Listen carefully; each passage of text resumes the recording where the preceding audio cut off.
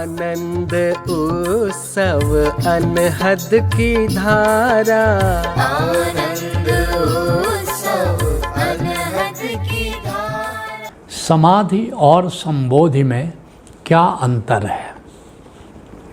पहले जानते हैं कि ये समाधि क्या है, और उसके पहले ये जानना ज़रूरी है कि जीवन की कितनी अवस्थाएं हैं। तो 3 अवस्थाओं से तो हम परिचित हैं। पहली है जागृत अवस्था, जैसे आप सभी अभी जाग रहे हैं, मेरी बातें सुन रहे हैं। तो जागृत अवस्था में क्या होता है? होश बना रहता है, हम सबको होश है, हम जागे हुए हैं, और उसमें लेकिन विचार चलते रहते हैं, कुछ न कुछ विचार। कभी कुछ आप सोच रहे होते हैं जिसके प्रति आप जागे हैं, कभी नहीं भी जागे हुए हैं तो कुछ न कुछ विचार, कहीं का ईंट कहीं का रोड़ा, भानुमति ने कुनबा जोड़ा, कुछ विचार चलते रहते हैं, और समय का बोध बना रहता है। आपको पता है कि कितना समय गुजर गया। तो ये तीनों स्थितियां बनती हैं जब आप जागृत अवस्था में हैं। फिर दूसरा है स्वप्नावस्था, इससे भी आप सब लोग परिचित हैं। रात में जब आप सो रहे हो तो आप सपना देखते हैं, तो वहाँ पर क्या है? एक बेहोशी है, प्लस विचार है, प्लस समय है। क्योंकि नींद में, आधी नींद में है, तो आपको एक प्रकार की बेहोशी छाई हुई है, और कुछ न कुछ विचार, जो सपना है वो है क्या? विचार ही तो है। तो एक प्रकार का विचार चल रहा है, और वहाँ भी एक समय है। माना कि जागृत अवस्था के समय से उसका तालमेल नहीं है, लेकिन स्वप्नावस्था में भी कुछ न कुछ समय का बोध बना रहता है कि कितना समय बीत गया। तो जहाँ बेहोशी हो, प्लस विचार हो, प्लस समय है, इसको स्वप्नावस्था कहते हैं। और तीसरी अवस्था सुषुप्ति अवस्था है, निद्रावस्था है।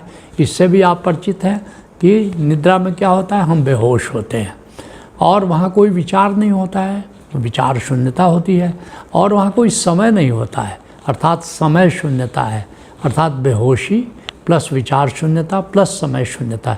इस स्थिति को सुषुप्ति अवस्था कहते हैं।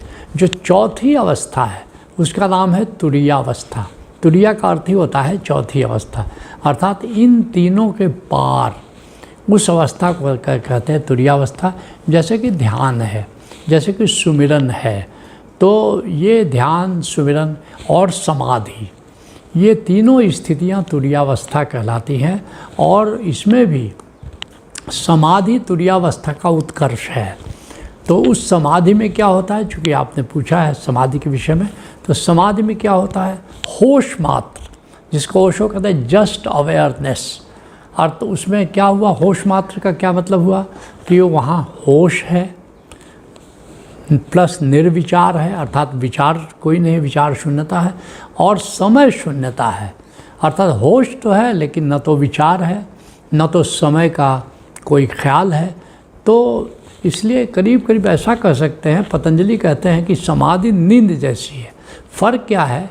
नींद में बेहोशी है और समाधि में होश है, नहीं तो दोनों में विचार शून्यता और समय शून्यता दोनों में है।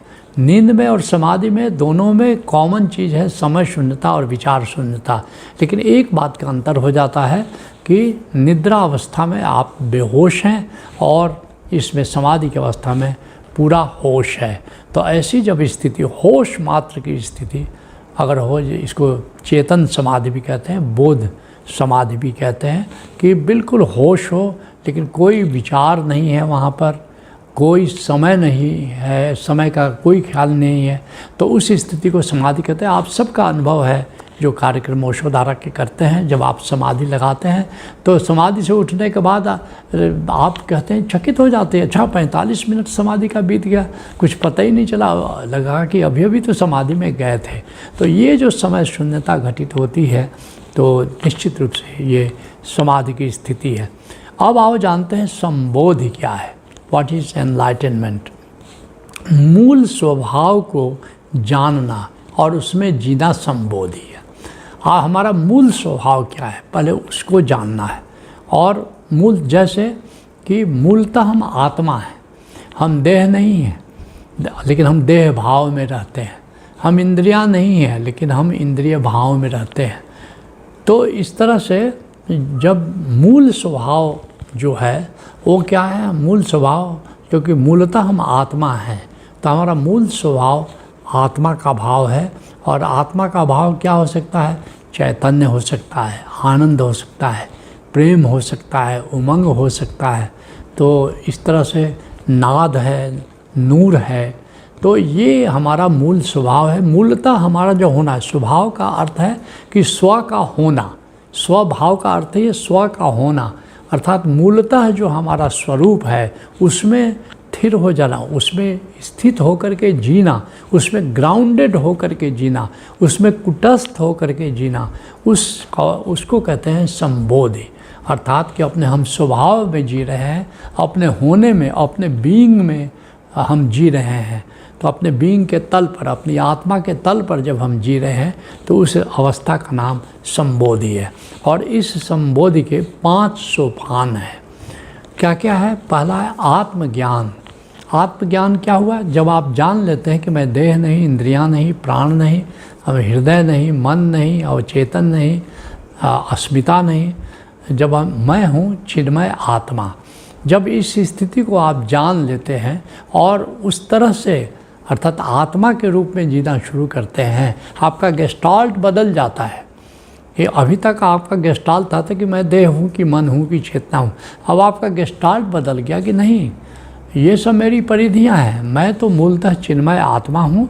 जब इसको आप जान लेते हैं तो ये आत्मज्ञान है। जब इसका अगला सोपान है, दूसरा सोपान है कि मैं आत्मा हूँ लेकिन मैं अस्तित्व से अलग थलग नहीं हूँ, अस्तित्व के साथ मैं एक हूँ, मैं अस्तित्व का अंश हूँ, मैं अस्तित्व का ही विस्तार हूँ। तो इस स्थिति का नाम कहते हैं अद्वैत ज्ञान। अद्वैत ज्ञान का मतलब हुआ कि हमारे और अस्तित्व में अब कोई पर्दा नहीं है, हमारे और अस्तित्व में कोई भेद नहीं है और हम अद्वैत के ही अंश हैं। जैसे सूत जाने कि मैं चादर का अंश हूँ, बूंद जाने कि मैं समुद्र का ही हिस्सा हूँ, पत्ती जाने कि मैं वृक्ष का ही हिस्सा हूँ, खेत जाने कि मैं धरती का ही हिस्सा हूँ। इसको कहते हैं अद्वैत ज्ञान, जो ओशोधारा के अद्वैत योग में आप जानते हैं। जो तीसरी संबोधि है उसको कहते हैं कैवल्य ज्ञान। कैवल्य ज्ञान का मतलब है कि ये समस्त अस्तित्व मेरा ही विस्तार है। अहम ब्रह्मास्मि, मैं ही ब्रह्म हूँ, ब्रह्म मेरा ही विस्तार है। जैसे बूंद जाने की सागर मेरा विस्तार है, जैसे पत्ती जाने की वृक्ष मेरा विस्तार है, जैसे खेत जाने की पूरी धरती मेरा ही विस्तार है। जब इस तरह का आपका गेस्टाल्ट बन जाता है तो उसको कहते हैं कैवल्य ज्ञान, जो कि ओशोधारा के कैवल्य योग में घटित होता है। और फिर चौथा है निर्वाण ज्ञान। निर्वाण ज्ञान क्या है? अभी तक आपका अद्वैत ज्ञान और कैवल्य ज्ञान में मैं और तू का भेद था, आत्मा और परमात्मा में, लेकिन निर्वाण ज्ञान में होता है कि एक ही अखंड आनंदमय परमानंद अस्तित्व है, या मैं और तू या यह और वह जैसी कोई स्थिति नहीं है। तो उसका नाम है निर्वाण ज्ञान। ये संबोधि की चौथी अवस्था है। और पांचवी अवस्था है परम पद, पूरे अस्तित्व के साथ एकाकार हो जाना। केवल निराकार ही नहीं, जब आप जानते हैं कि ये थोड़ा बहुत जो आकार है यह भी ब्रह्म है। ईशावास्य उपनिषद का प्रसिद्ध श्लोक है कि ये जो ईशावास्य इदम सर्वम यत् किंचित जगत त्यान जगत, ये संपूर्ण अस्तित्व जो है, ये निराकार जो अस्तित्व है, यह तो ब्रह्म है ही। यत् किंचित जगत त्यान जगत, ये थोड़ा बहुत जो जगत है, आकार है, यह भी ब्रह्म है। और उसके साथ अपने आप को एकाकार महसूस करते हैं। इस स्थिति का नाम परम पद है। और ये परम पद भक्ति से ही आता है। केवल ज्ञान के माध्यम से आप संबोधि के 4 सोपान तक जा सकते हैं, आत्मज्ञान, अद्वैत ज्ञान, कैवल्य ज्ञान और निर्वाण ज्ञान। लेकिन परम पद को प्राप्त करने के लिए भक्ति का आश्रय लेना पड़ता है, तब आप परम पद की स्थिति को पहुंच जाते हैं। तो ये संबोधि है। और अब आपके मूल प्रश्न पर आते हैं कि समाधि और संबोधि में अंतर क्या है। तो समाधि और संबोधि में 7 मुख्य अंतर हम आपको बताएंगे, जिसके माध्यम से आप दोनों में अंतर को समझ सकते हैं। जो पहला अंतर है कि समाधि की स्थिति में मनसा वाचा कर्मणा कोई कार्य नहीं किया जा सकता। जब आप समाधि की स्थिति में होते हैं, ना आप कुछ सोच सकते हैं, ना आप कुछ बोल सकते हैं, ना तो आप कुछ कर सकते हैं। जबकि संबोधि में सारे कार्य संपन्न किए जा सकते हैं। संबोधि में है मैं आत्मा हूँ, मैं ब्रह्म हूँ, लेकिन आप जो सोच भी सकते हैं, आप बोल भी सकते हैं और आप कुछ करना चाहें तो कर भी सकते हैं। तो पहला तो मुख्य अंतर समाधि और संबोधि में ये है। दूसरा मुख्य अंतर है कि समाधि में जगत का ख्याल नहीं होता, जबकि संबोधि में जगत का ख्याल बना रहता है। जब आप समाधि में हैं तो आपको बाहर का बिल्कुल ख्याल नहीं है, जगत का बिल्कुल ख्याल नहीं होता। लेकिन जब आप संबोधि की स्थिति में है तो आप जानते हैं चारों तरफ जगत है, आप होश में हैं और लेकिन जगत का ज्ञान तो पूरा बना रहता है। कोई जगत के प्रति कोई ऐसा भाव नहीं रहता कि हम जगत से अलग हैं, जगत के प्रति भी जागरण बना रहता है, जबकि समाधि में जगत के प्रति कोई जागरण नहीं बना रहता। जो तीसरा मुख्य अंतर है कि आत्मा में चेतना का लय होना समाधि है। समाधि में हमारी चेतना अपनी आत्मा में लय हो जाती है, अब उसका विलयन हो जाता है आत्मा में, ऐसा कह सकते हैं। जबकि देह और चेतना से तादात्म्य तोड़कर आत्मा के साथ तादात्म्य में संबोधि है। इसलिए संबोधि में क्या होता है कि देह तो है, चेतना भी है, लेकिन क्या होता है कि अब उससे हमारा तादात्म्य नहीं है, वो परिधि की तरह है, उससे हमारा तादात्म्य नहीं है। चेतना भी, यहाँ तक कि मन और चेतन, इससे भी हमारा तादात्म्य नहीं होता, उससे तादात्म्य टूट जाता है, आत्मा के साथ तादात्म्य बन जाता है। तो ये अंतर समाधि और संबोधि में है। चौथा जो मुख्य जो अंतर है वो है समाधि में चेतना या आत्मा का ख्याल नहीं रहता, जबकि संबोधि में ये ख्याल निरंतर बना रहता है कि मैं आत्मा हूँ। समाधि में चूँकि आप उस स्थान पर पहुँच जाते हैं जहाँ न तो चेतना अर्थात हृदय या मन, उसका ख्याल बिल्कुल नहीं रहता, और यहाँ तक कि समाधि में मैं आत्मा हूँ ये ख्याल भी नहीं बना रहता। यद्यपि जस्ट अवेयर होश है, लेकिन ये ख्याल वहाँ नहीं रहता कि मैं आत्मा हूँ। लेकिन संबोधि में ये ख्याल निरंतर बना रहता है कि मैं आत्मा हूँ। जो पांचवा मुख्य अंतर है कि समाधि में समय का ख्याल नहीं रहता, जबकि संबोधि में अतीत और भविष्य से मुक्त होकर वर्तमान में जीना होता है। ये अंतर है। आपको समाधि में, जैसा मैंने थोड़ी देर पहले वर्णन किया, समाधि में समय का ख्याल नहीं रहता, लेकिन आपको संबोधि में अतीत और भविष्य पर जब आप ख्याल करना चाहें तो जा सकते हैं, लेकिन करीब करीब निरंतर वर्तमान में जीना होता है, तो वर्तमान का ख्याल तो बना रहता है। जो छठा मुख्य अंतर है कि समाधि में विचार नहीं होता। पहले भी मैंने आपसे कहा है कि समाधि में निर्विचार घटित हो जाता है, विचार शून्यता होती है, तो समाधि में विचार नहीं होता, जबकि संबोधि में विचार होता तो है लेकिन उस पर नियंत्रण होता है कि आपके नियंत्रण में है। जब आप विचार करना चाहें विचार करें, जब आप नहीं विचार करना चाहें विचार नहीं करें, ये अंतर है।